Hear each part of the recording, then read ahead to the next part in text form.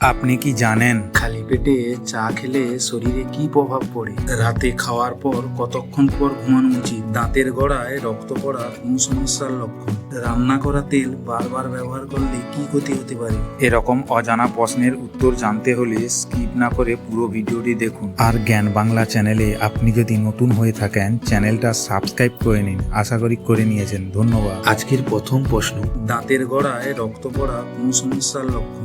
Option A জ্বর, option B ভিটামিনের ঘাটতি, অপশন সি মাথা ব্যথা, আর অপশন ডি হজমের সমস্যা। সঠিক উত্তর অপশন বি ভিটামিনের ঘাটতি। রান্না করা তেল বারবার ব্যবহার করলে কি ক্ষতি হতে পারে? অপশন এ কিছুই হয় না, অপশন বি স্বাদ কমে যায়, অপশন সি ক্যান্সারের ঝুঁকি বাড়ে, আর অপশন ডি কাশি হয়। সঠিক উত্তর অপশন সি ক্যান্সারের ঝুঁকি বাড়ে।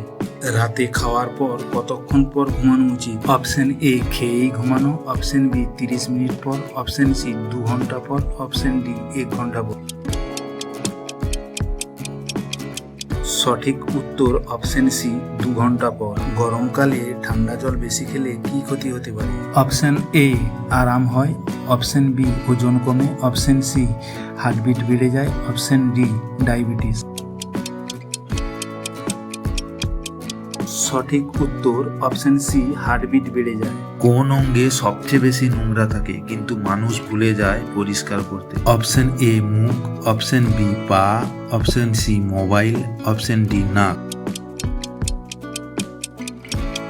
সঠিক উত্তর অপশন সি মোবাইল। খালি পেটে চা খেলে শরীরে কি প্রভাব পড়ে? অপশন এ ক্ষুধা কমে, অপশন বি গ্যাস অ্যাসিড বেড়ে যায়, অপশন সি ভালো ঘুম হয়, অপশন ডি হজম ভালো হয়।